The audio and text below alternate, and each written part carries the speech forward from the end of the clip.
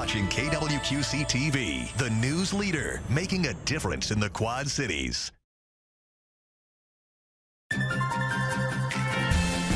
Live from the Quad Cities, with Morgan Otier and Kyle Keel, this is Quad Cities Live. Today on QCL, Tapestry Farms is sowing the seeds for something big this spring. Find out how their 2025 Spring Fling benefit is helping refugees thrive right here in the Quad Cities and how you can be a part of the celebration. Plus, a preview of the upcoming Putnam Palooza. It's a free festival celebrating nature, cultural renewal, and the spirit of collaboration. And shopping local for meaningful Mother's Day gifts. R7 Reclaimed is here with ideas from plants and flowers to homemade items, even last-minute options. And that is where we begin on this Tuesday, April 29th. Thanks for joining us here this afternoon. I'm Kyle Keel. Morgan is on assignment. Well, if you're craving a little creativity this spring, stop by R7 Reclaimed. It's a one-of-a-kind destination with vintage charm. And today, we're getting a closer look at their innovative potting bar experience. We're off to a great start, Tennille. Joining me now from R7 Reclaimed is Tennille Register. Tennille, welcome back to the show. Mother's Day right around the corner, and you got a lot of great ideas for us. But first, you got a really great spot out there in Louisa County. So talk a little bit more about R7 Reclaimed. Yes, so we're just under an hour drive from the Quad Cities, so a perfect little day trip. Yeah. And we have an authentic barn from the late 1800s that has been restored. Yeah. And so it's 2,400 square feet of shopping. And we just really invite people to come down, and we mix vintage and new. We think of ourselves as pretty trendy and yet nostalgic, right? So we have like a great nice cross. Balance. Yeah.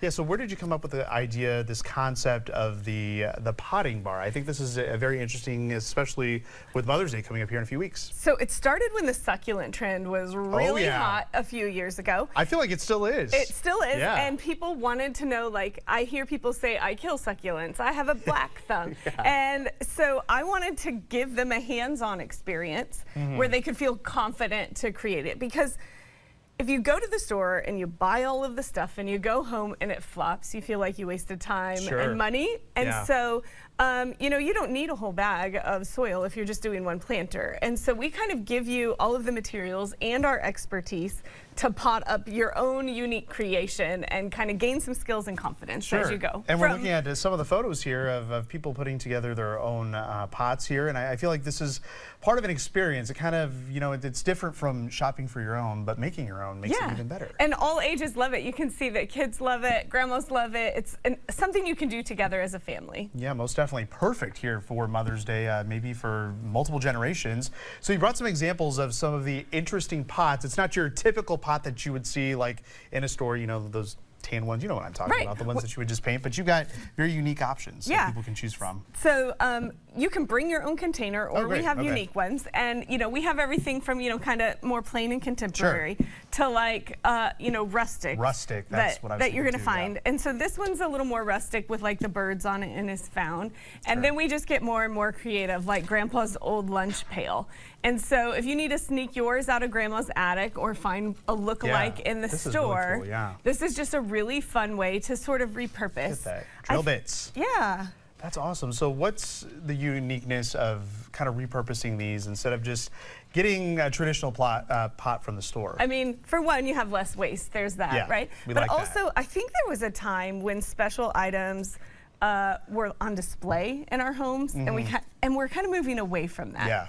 But we don't want to let go of the nostalgic, sentimental value, maybe, of Grandma's, you know, teacup or Grandpa's lunch pail. And so I think if we can use them and make them part of our life, then they're not clutter, and we don't have to get rid of them either. So. And it has it more meaningful, you know, it's a more meaningful thing in your house to remind you of maybe some of the good times when you look at these nostalgic items. So we have the pots here. So now how do we decide what kind of flowers that we want to put into them or what kind of plants? Yeah, so we have to start with the base, right? We have to figure out, does this have a drainage hole or not have a drainage hole? So that's step one, That's important, right? Really important. And most likely in some of your vintage containers, you may not have an ideal drainage like a traditional pot is going to have holes in it. Okay, so we have to kind of create drainage. So that means putting something in the bottom Okay. to create space for water to pool. Sure. Okay, right? that makes so sense. sometimes you can use old water bottles. I Okay. like to use the plastic containers that everything comes Oh, in. sure. Okay. Instead of throwing these in the landfill, we can stick this in the bottom of a large pot Okay. to take up space. Sure. And then we put our dirt on the top of it, right? Okay. So from there, you're looking at scale and size, right? Mm-hmm. So there's a saying called thrillers, fillers, and spillers. Okay. And so obviously your bright colored plants is your thriller, like Yeah. your main attraction, right? Definitely. And then you've got your fillers that have greenery, like with bulk in them. Sure, yeah. Right? And then you have a spiller, which means one that's gonna trail out. So Oh, for okay. example, in this tiny little pot, Yeah. that's where our thriller, filler, and spiller would come in. And this Okay. applies to whether you're doing a giant pot or just Sure. a small one that you could do at the succulent bar. Okay. So what are?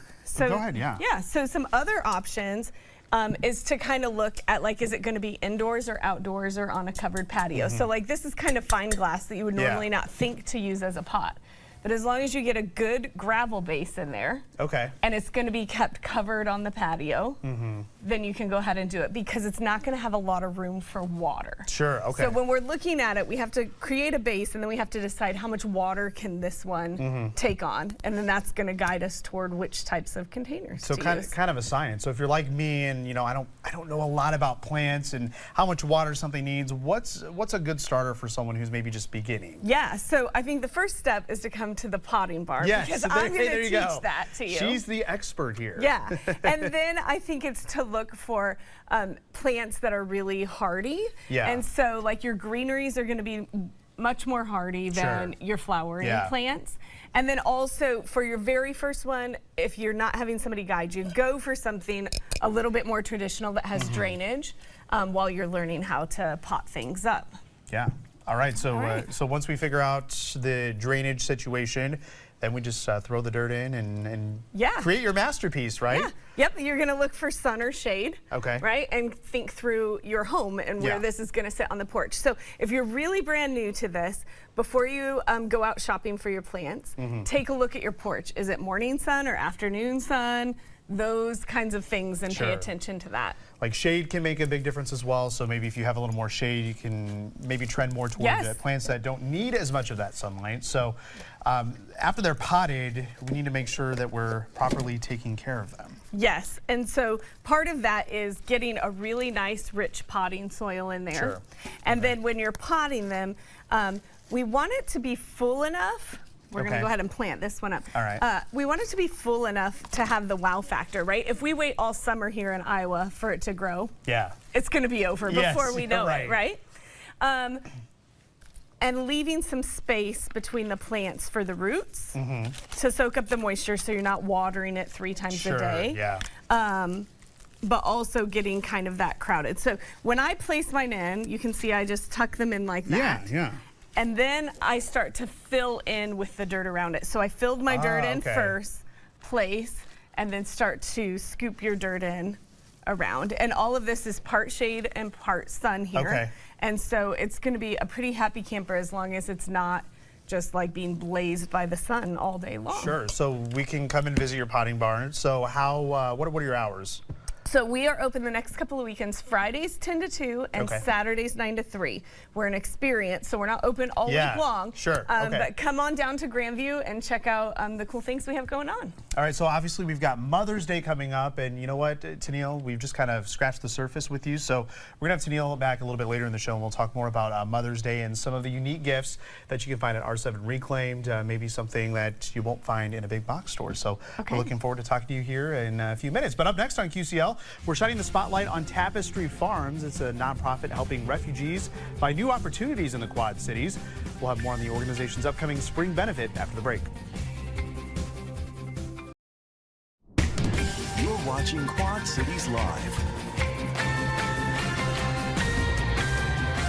Investing in the lives of refugees who resettle here in the Quad Cities. That's the mission of Tapestry Farms, a local nonprofit that has been changing lives for several years now. And there's a big benefit coming up this Friday. Here with the preview is Ann McGlynn.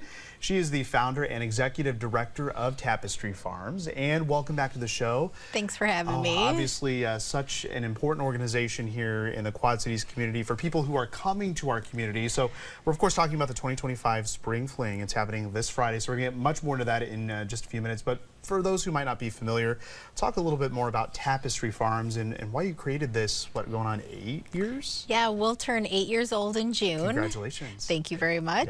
Yeah. We are a nonprofit urban farm system that works with refugees who come to live in our community from war-torn countries such as Syria, Afghanistan, Democratic Republic of Congo, Haiti.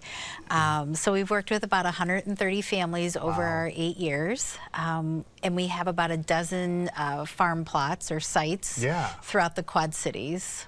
And that's grown from where, I mean, I think you started with just a few and now you've grown over the last several years. Yeah, so last year we grew about 11,000 pounds of produce. 11,000 pounds. And so we hope to grow even more this year. There you go, the growth continues. So let's talk about this benefit coming up, because you wouldn't be able to have this growth without the support of the Quad Cities community. So the Spring Fling benefit that's happening this Friday at the Waterfront Convention Center there in downtown Bettendorf. Yeah, so we'll have about 400 people come, which is the most we've ever had. Yeah. So we're super excited about that. We'll have a speaker. His name is Lanan Bakam. Okay. He is the child of refugees who came from Southeast Asia during the 1970s and 80s, when Governor Robert Ray in Iowa said, you know, let's welcome families who need a safe place. All right, and there he is on the screen right now. So there he is. Be talking about his experiences being a refugee here in the state of Iowa, and probably some of the things that he's had to overcome, and probably some of the triumphs as well. Absolutely. He's an incredible speaker, and he's gone on to many great things in his life. So we'll have a silent auction. 3-day notice is the band that's playing. They donate their time, which is just amazing, and food and all of those good things that happen during a fundraiser. And of course, this is all benefiting Tapestry Farms right here in the Quad Cities. That's correct. Yes. Okay, so you mentioned 400 people are expected to attend, so can we still get our tickets? Absolutely. Okay. Tickets are still on sale, tapestryfarms.org. We are bumping up against our limit, which is a good problem to have. Most definitely, yeah. Yeah, that is a good problem to have. So what is your limit? Is it 400? Well, 400, but I'm pretty confident that we can squeeze in a few more than that. There's some wiggle room there. There is some wiggle room. Explain why this is important to have for the Quad Cities. I feel like this is a good opportunity for people to maybe check out what Tapestry Farms is all about. Sure. Yeah, so we're what's known as a post-resettlement organization. We assist families once they have gone through that resettlement process.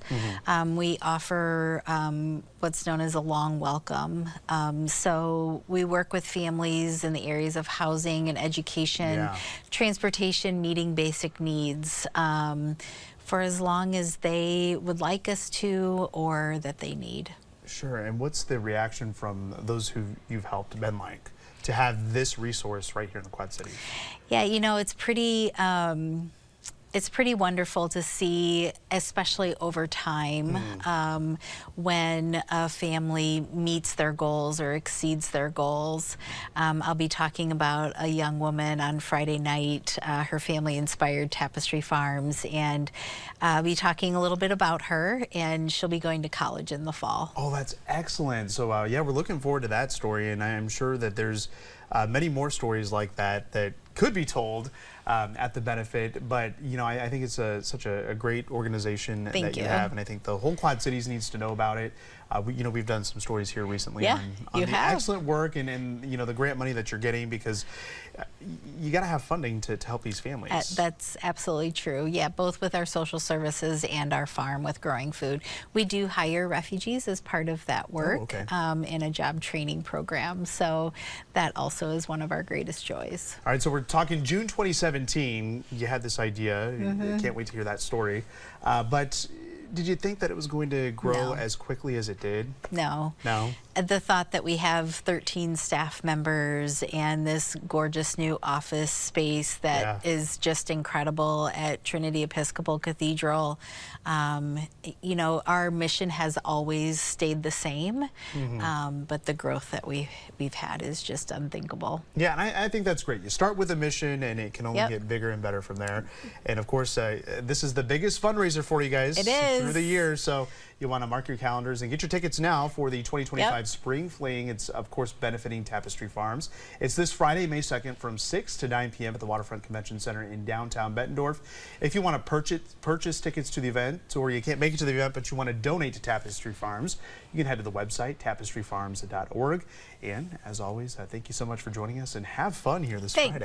Yes, of course. Well, coming up on Quad Cities Live, the Putnam Palooza. Learn more about this free festival celebrating nature, cultural renewal, and the spirit of collaboration next.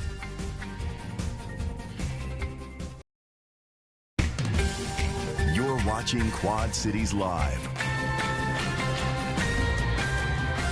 Spring has officially sprung, and there's a brand new celebration blooming right here in the Quad Cities. We're talking about the inaugural Putnam Palooza. It's a free all-day festival on Saturday, May 10th, bursting with family fun, live music, cultural performances, and of course, hands-on activities. Here from the Putnam Museum with the preview is Scott Peak, and something's blooming on his head as well. I know, right? Yeah, we couldn't have you without some sort of costume, right? Well, it was either this or they were gonna face paint me to look like a pollinator, and I was like, I don't know, I think I'd rather have a big weird hat. I don't know, I'm intrigued by the pollinator one. We'll talk about the pollinator exhibit that you got coming up as well.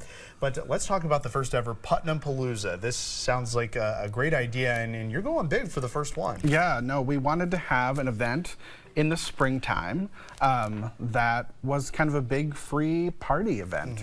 And so we had a number of different things in mind, but then we kind of settled on a pollinator sort of slant with cultural partners involved. Yeah, so obviously this kind of aligns with the mission of the Putnam. Right, exactly. And it aligns with our partnership with the Quad City Cultural Trust. Yeah. So we're part of the legacy partners of that organization. Great. And we wanted to create something where we could invite some of the other partners to come to the Putnam and show off their things as well. Yeah, and there's going to be a lot of things to show off. So we've got, I mean, the lineup is just a very long list. And there's plenty to do. So let's talk about some of the things that people can expect as they show up. So some of the highlights, I guess.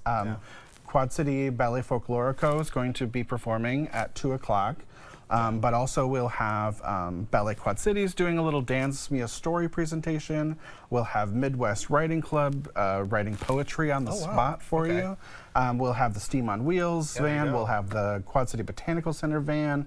We'll have tables from the Figgy and Common Court and all sorts, at the Family Museum. The endless list is kind of endless, and I will for sure forget somebody. Yes. But just go to the website and it'll tell you all those Yes, things. it will. Yes, the website is always a wealth of knowledge there. So yeah, plenty to do for really people of all ages. And you kind of mentioned you're kind of taking the focus on the pollinators. So talk about how nature and science is kind of being woven in to this inaugural event. So one of the things that we're adding as part of our Putnam Reimagined is a South Lawn pollinator garden. Oh, and so in the back, the city of Davenport has been kind of revamping our back lawn with a nice stone path and area where we're going to have a pollinator garden. Now, it's a little early for them to have put in the plants yet. Sure. But then we're going to also have some sculptures, some pollinator sculptures that were made by Davenport West High School students. Oh, cool. So that's part of it as well. So it's that pollinator thing that kind of is the key. We used to have an event called Pollinator Palooza, and we're kind of reinventing it to be a little bit more expansive, but keeping the pollinators there in the forefront. So we're talking about the strong community involvement. I mean, you listed a handful or more of all these different organizations that are getting involved. We've got Ballet Quad Cities, you got food trucks that are going to be a part of it, the poets we were talking about. So talk about how the collaboration of all these local organizations have really helped kind of get this event up and going. Yeah, I mean honestly, the partners are probably doing the bulk of the lift on this a little bit. No, I think sometimes we get stuck in our own organizations and we want, especially at the Putnam, to kind of open the doors with our reinvented identity a little bit and kind of invite everyone to come in and kind of just be a place to connect all of these things together. You know, one of the things that's really fun in this, we're going to be handing out pumpkin seeds to people who come in the hope that they will go, take them, grow them, make a jack-o'-lantern, and then bring it back to the Putnam on November 1st, day after Halloween, and we're going to have some local students build a giant trebuchet or catapult, and we're going to launch those jack-o'-lanterns off the back lawn into down the hill. So it's kind of this fun planting seeds now and coming back again later. So we'll have seeds for people who attend the event, but then we'll also just, unless they take them all that day. We'll see. And then we'll have them so people can do that. Yes, the pumpkin seeds, that's the first 1,000 guests, is that correct?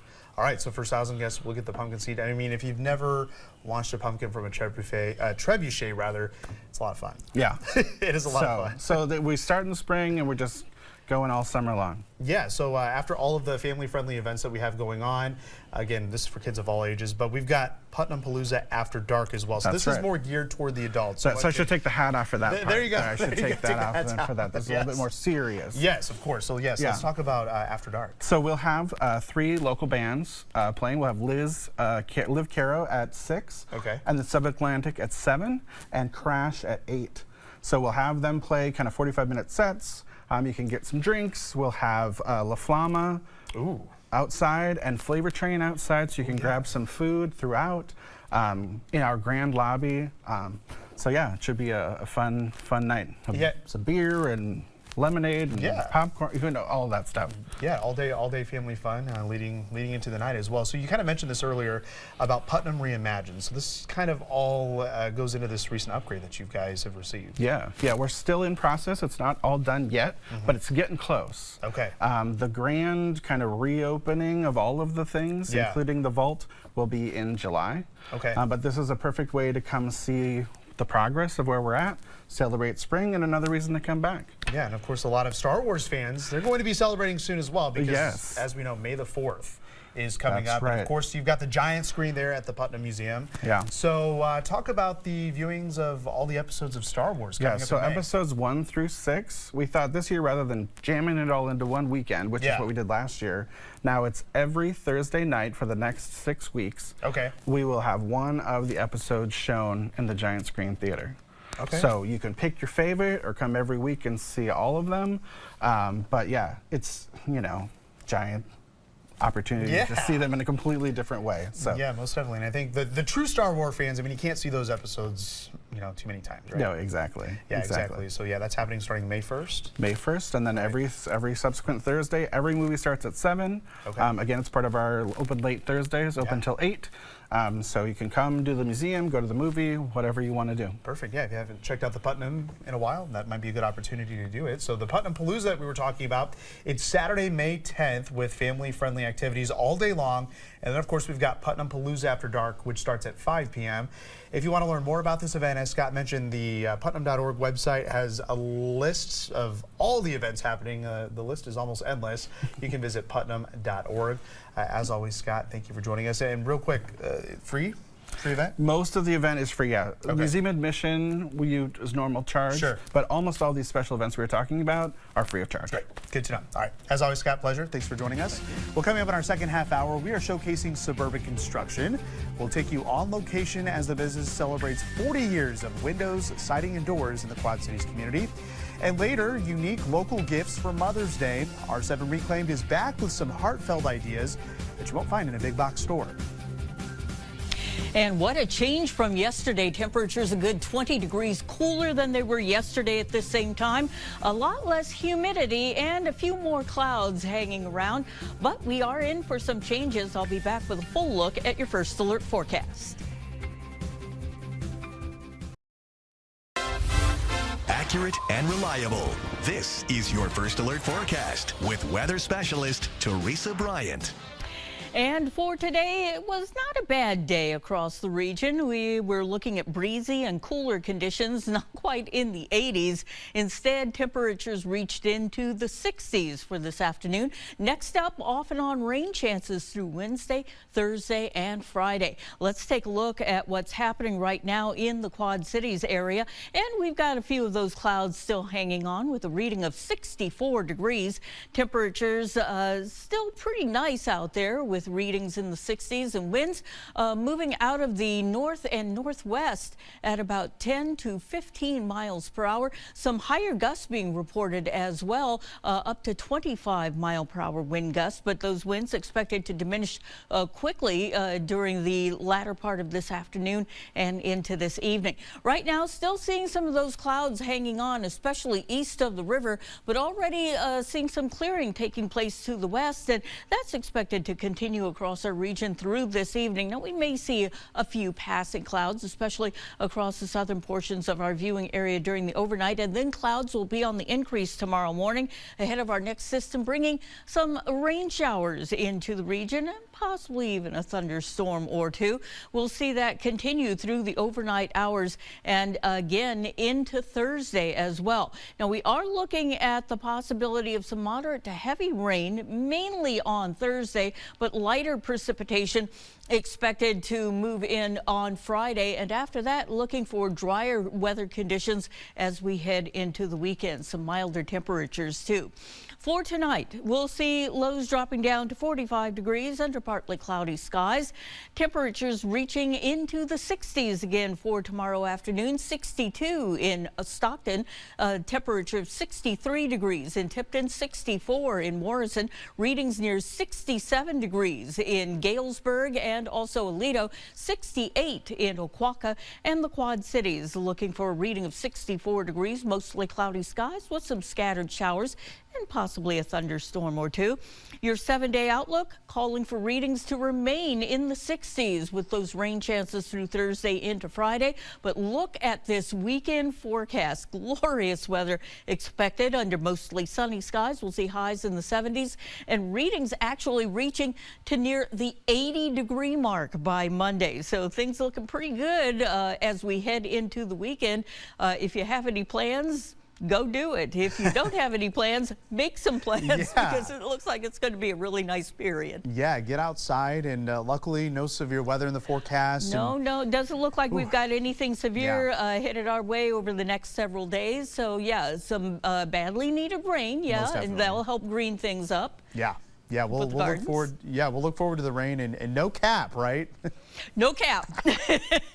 Oh boy, yeah, that was quite the day watching that yesterday. It was a crazy day and a crazy forecast too. Yes. Yeah. All right. Thanks so much, Teresa. Well, up next, our business spotlight. We are showcasing Suburban Construction, which is celebrating 40 years of windows, siding, and doors. I'll take you on location next. You're watching Quad Cities Live.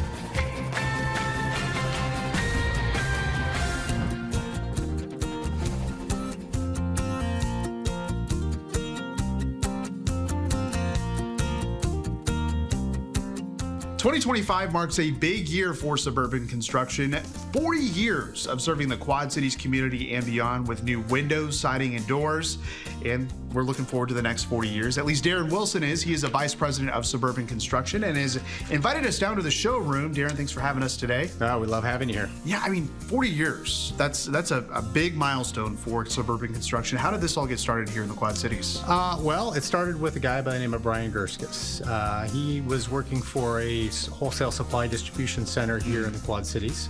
And one thing he noticed when he was dealing with the contractors he was selling materials to was kind of a lack of customer service. Sure. You don't really coincide with customer service and contractor a whole lot. Yeah. So with that niche in the market, he decided to quit his job with 3 baby boys in diapers. Oh gosh. And start his own company. That's a risk. Construction. It is. It really is. Yeah. So, and that focus was customer service from the get-go.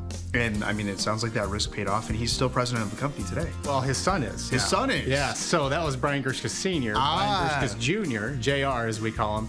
Yeah, and he and I both run the company now. Passing the baton, and you all are doing a great job because still to this day, it's windows, siding, and doors. I mean, you're all thinking it at home. If you've been around the Quad Cities for a while, we all know the jingle. Absolutely. Did you want to sing it? No, I do not.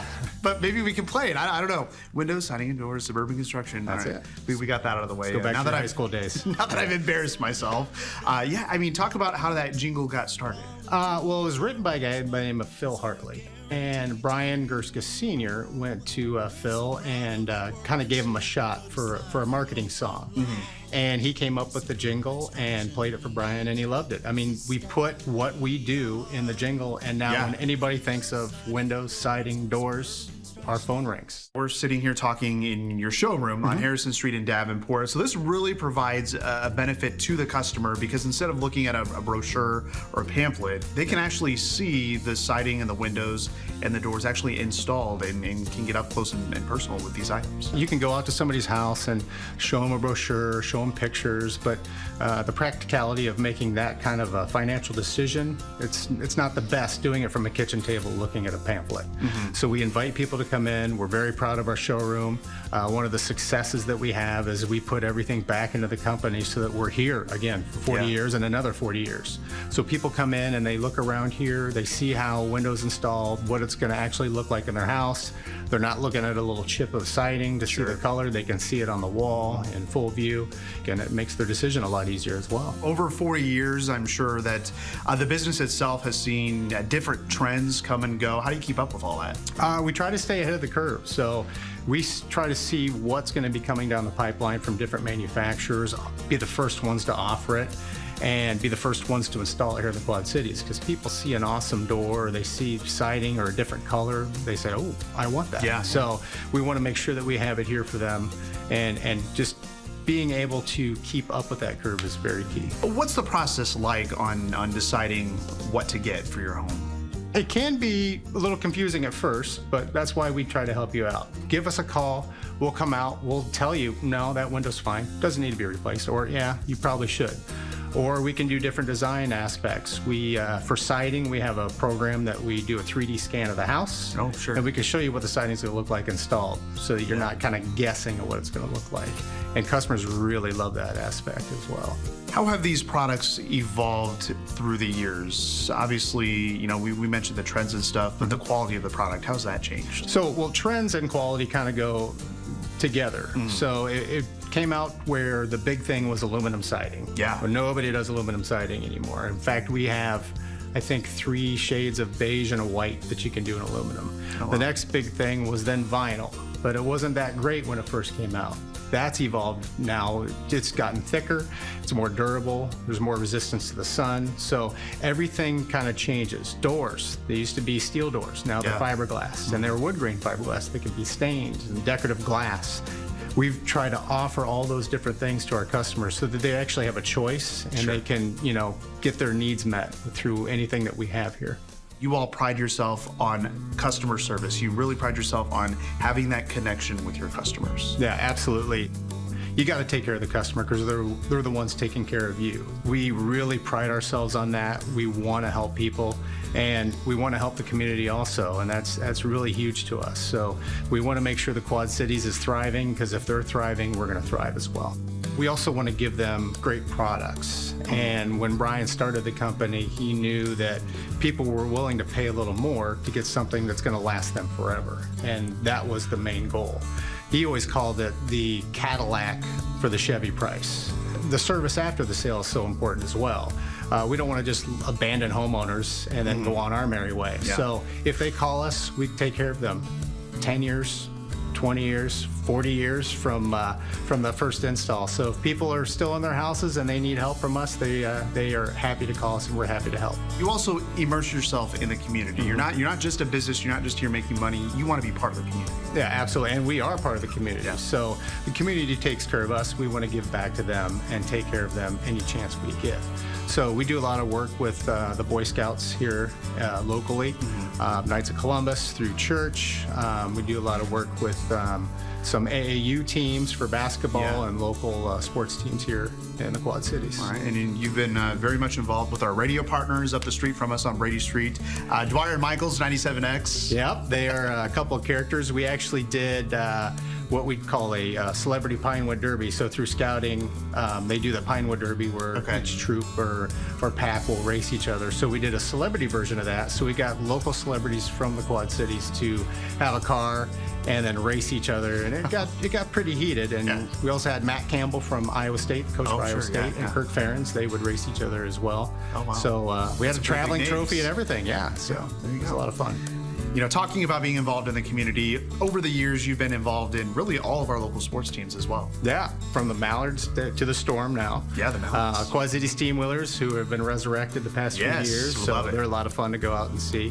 And the River Bandits. So we utilize, marketing through them, and we like to go out to the games and kind of see everybody that's here in the Quad Cities. And we do a lot with some of the philanthropy that we do through different organizations, getting kids to the games and different organizations, and kind of help out with that. And we've won a few awards in the past year or so. Recently was the Better Business Bureau Torch Award for ethics. So that was a big one that we got, and we were pretty proud of that one.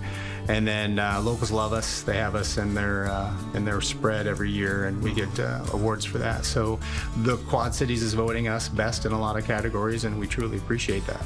Darren Wilson, Vice President of Suburban Construction, thank you so much. Congrats on 40 years, and here's to the next 40. Yes, we had a great time down there at the showroom. If you want to learn more information about Suburban Construction and all they have to offer, you can visit them online at suburbanconstruction.com. Well, still to come on QCL, if you're looking for a Mother's Day gift that's as special as she is, R7 Reclaimed has you covered. We'll take a look at some of the meaningful, locally made treasures right after the break. Coming up Wednesday on QCL, we'll get an exclusive sneak peek at Bummer City's newest hangout, the Late Rider, which is expected to open later this week. We'll get a look at what's on the menu as well. And DeWitt's own Emma Ray's Antiques will be in studio previewing their big 10-year anniversary celebration. Lots to feature tomorrow at 3 right here on Quad Cities Live. Well, Mother's Day is less than 2 weeks away, coming up quick. And if you're looking to give the moms in your life something really special, R7 Reclaimed is providing us with some inspiration from hands-on experiences like their potting bar to one-of-a-kind handmade items. R7 is helping you make Mother's Day unforgettable. And Tennille Register is back with us now. Tennille, welcome back. Thank We're you. talking all things Mother's Day. So obviously I think a great gift would be maybe handmade potted plants at your potting bar. Yeah. So it's still some time for people to head out, right? Absolutely. There's time to come out this Friday and Saturday, next weekend. You can also do a gift certificate, right? That's a good idea. You can kind of share the link to this episode with a gift certificate and tell them like, hey, go make yourself some flowers. Yeah. And even the couple of places you said that are going to be on tomorrow, like the Late Rider and Emma Ray's. Yeah. I think all of these are really good examples of like pointing people toward an experience for a gift rather than just more stuff that you're going to find in the big box stores. Yeah, and I think that's what a lot of businesses that we feature on the show, they're always about the experience as well. So let's talk about handmade gifts, because I have so many memories of when I was growing up that I would give my mom a handmade gift for Mother's Day. I mean, they really do mean something to moms. They absolutely do. One of them that we have is like journals that you can fill out with like funny things my kids say. Sure. Or a journal for your mom or grandma where they fill in every day, like what was your favorite thing to eat for lunch in elementary school. Just those kinds of things really mean a lot. Yeah. I even think when it comes like fresh flowers, we usually think of those for Mother's Day. Yeah, most definitely. Make an arrangement yourself, right? Yeah. Get a cute container. It doesn't have to be a potted plant, and work with the kids to make that kind of thing. And we'll have a lot of materials for you to do that down at our I got all excited and I was like, oh my God, are we I also sending somebody? And Madison goes, well, it was the only joy 4,000. is in the heart of looking for the gift, right? Definitely. And so if we run into the big box store and we grab something off the shelf and we hurry and we scurry out, like mission accomplished. Sure. But there wasn't a lot of joy in it for us. No, and I think moms can always see the thought. Like it's definitely the thought that counts, but when you have a handmade item, something that you put together yourself, I think that means much more than anything that you can get from a big box store as well. So obviously flowers, I think they're go-to for Mother's Day. Jewelry, I think, is as well. But what types of other gifts do you have at R7 that all moms would like. Yeah, so putting together a gift basket. Like think sure, about yeah. mom's personality. Does she love to cook or bake? So put together a gift basket that has new measuring cups and a cool cookbook with some local featured recipes, all of these kinds of things. So that's another great one. Also, like, does mom like to get her nails done, right? Because like brushes for doing your nails and all of the different things. Yeah. And so we have all sorts of inspiration at the barn, just kind of based on what is mom's style. Yeah, like let's think of the interests as well. I mean, you mentioned the whole nails thing, and I'm just kind of like putting things in my head for my wife from our kids, which I'm sure they'll have no problem making a craft. But you know, let's talk more about the flowers.